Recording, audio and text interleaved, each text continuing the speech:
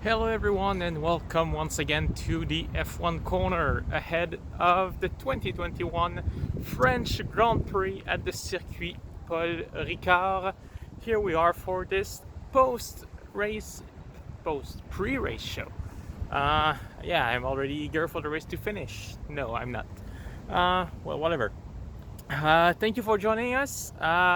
Lots of news today. We're going to discuss, of course, what happened with the Pirelli tires and also Esteban Ocon's contract renewal and many other things, and a little preview of what to expect for the race this weekend. But before we start, please remember to smash the like button and to subscribe to this channel so that you do not miss any update regarding the French Grand Prix this weekend.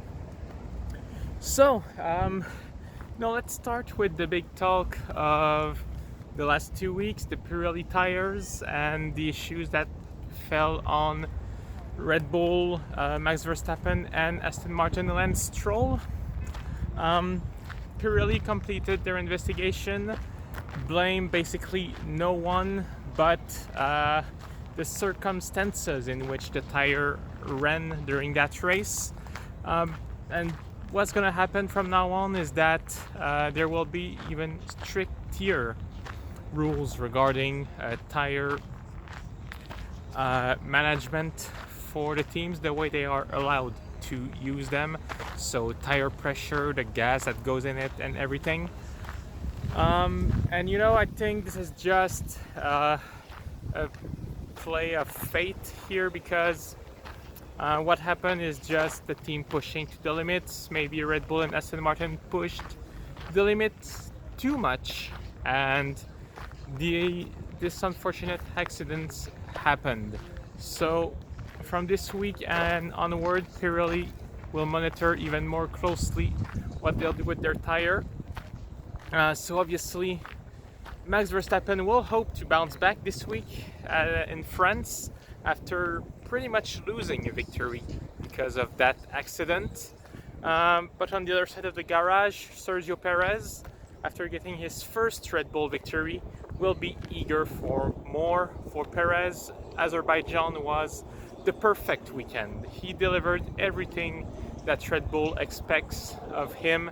If not for Verstappen's failure, he would have finished second, which would have been the Red Bull 1-2. And more importantly, during that race, he was able to hold back Lewis Hamilton to avoid him attacking Max Verstappen. So even though it was a mixed weekend for Red Bull 2 weeks ago, what we're going to see in France is hopefully a bounce back, and Verstappen will try to extend his lead in the championship. If we go to Mercedes, the other unfortunate team of the Azerbaijan Grand Prix, it was another disastrous weekend after the Monaco Grand Prix. Azerbaijan was not much better. I should even say worse. Lewis Hamilton, actually both cars failing to score any points in Azerbaijan. Hamilton making that mistake with the magic brake buttons, and Valtteri Bottas just being nowhere. This prompted rumors that maybe Bottas was already on his way out of Mercedes, but he quickly dismissed those rumors, saying it was only speculation. He's not aware of anything, but I think we all believe that his seat is in jeopardy with George Russell performing so well at Williams. As for Lewis Hamilton, it's going to be a redemption weekend, hopefully. Lucky for him, he did not lose any points to Verstappen during the Azerbaijan Grand Prix. Unlucky for him, he lost the opportunity of taking back the lead after Verstappen's crash and his mistake. So, status quo in the Drivers' Championship after the Azerbaijan Grand Prix. Verstappen leads by 4 points in front of Hamilton. Paul Ricard, a track where engine is counts for a lot. Not many tricky and slow speed corner. So in theory, a track that could favor the Mercedes. If you remember what happened in Azerbaijan and even Monaco, Red Bull were great in slow sectors, slow corners. In the fast straight lines and quick corners, not bad, but Mercedes have the advantage in that case. So potentially a track that could advantage Lewis Hamilton and Valtteri Bottas. Let's go further down the grid now with Ferrari, a team that had a pretty good weekend overall in the last two races, with Charles Leclerc getting pole twice in a row, and Carlos Sainz even getting a podium in Monaco. Leclerc saying that he believes Ferrari will fall back to earth this week, mostly due to the fact that we are going back to a more conventional track compared to Baku and Monaco, which favored the Ferrari car in a sense that if you are good in slow corners, you have an advantage. And Paul Ricard is definitely not a track with many slow corners. Just play it in the Formula 1 game and you will also see that. So Ferrari expecting to go down a little bit. Same for Carlos Sainz, not making any dreams about another podium here. But still, Ferrari currently sitting third in the championship, in front of McLaren.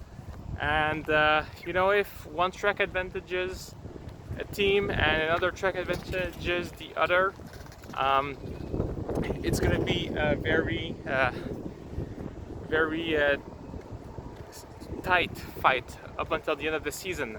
Let's go to McLaren, where Daniel Ricciardo is still struggling to adapt to the car.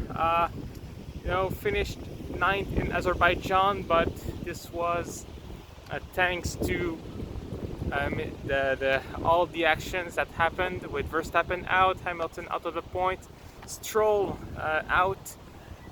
So Ricciardo really looking to improve this week again, and Lando Norris says he absolutely needs to improve on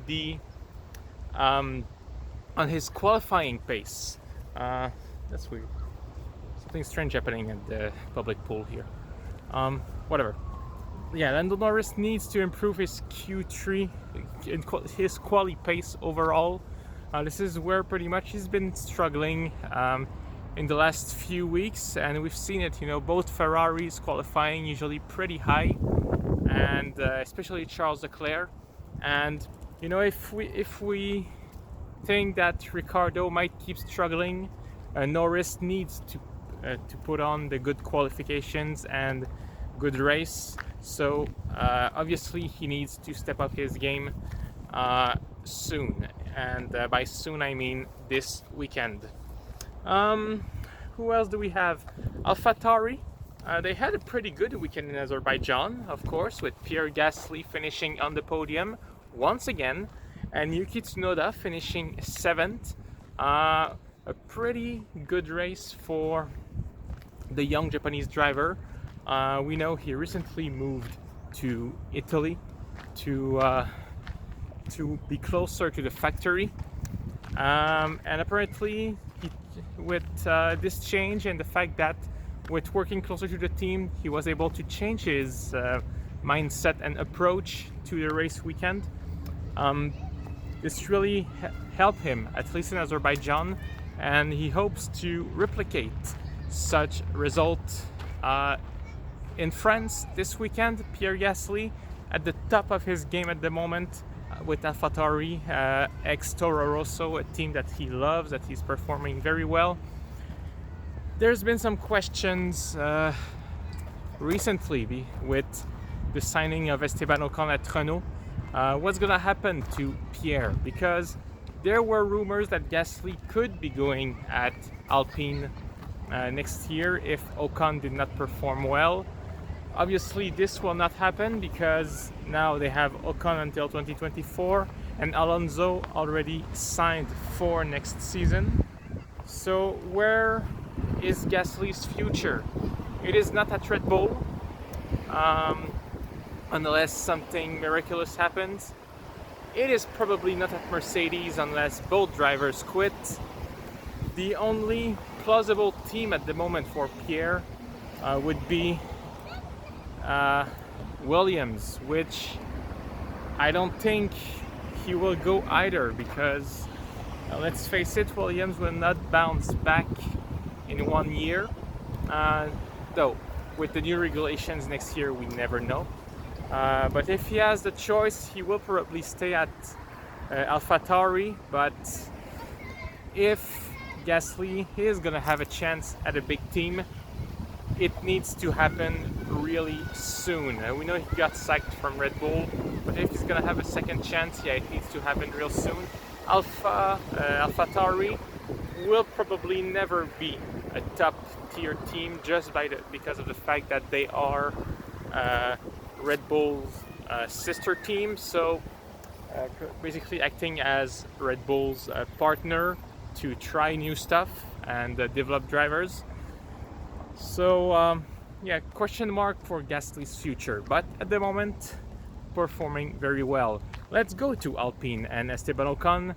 Happy to have signed another 3-year deal. It's a weight off his shoulder, as he puts it, and we gotta say he did a pretty good job overall since the beginning of the season, beating Fernando Alonso in every races but Azerbaijan, and that is because of retirement. And yeah, just showing that, you know, after a year struggling back in 2020, he finally is back at the top of his game, and it's gonna be just going better from now on. As for Fernando Alonso, had a good race in Azerbaijan, finishing 6th after the final restart, but still struggling to compete with his teammate Esteban Ocon. On that note, he did get a little pat on the back from Alain Prost, who is working a lot closer with the Renault team, saying that Prost understands what Alonso is going through. When he came back in 1993, he was also at a complete loss in Formula One. And you know, we're seeing that also with other drivers making their comeback. Last year, Esteban Ocon, that Alpine car seems like it's more complicated to understand than meets the eye. But fear not, Fernando Alonso, double world champion, can surely make the best of it. Mentioned Aston Martin previously when we talked about the Pirelli tires. Lance Stroll, of course, looking for a redemption, but we have to mention that Aston Martin now is doing a team personnel reshuffle with a new engineering director in Luca Furbato, who was with Alfa Romeo up until recently. This is a good requirement from the team. Furbato worked with McLaren for over 10 years. He worked with Manor in the past and recently with Alfa Romeo, and we've seen in the recent year how Alfa Romeo has improved as a team. Despite the struggling that they had in 2020, this year just making a very good step forward. And it also means that Andrew Green, who was the engineering director, now becomes the new CTO of Aston Martin, which is Chief Technical Officer. That's a nice promotion for Green. We know he did very good work. He knows the team inside out. He's been with Racing Point / Force India for so many years now. And that's just good news for them, I think. And it shows that they are moving forward. They are putting the investment to make Aston Martin a top team.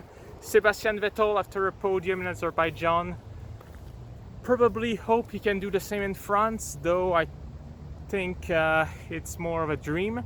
Still, Aston Martin making a lot of progress recently, just making this midfield battle very tight. What we're seeing so far is, you know, Ferrari, McLaren 3 and 4th, and Aston Martin and AlphaTauri neck and neck, 2 points separating them. Aston Martin 37, AlphaTauri 39.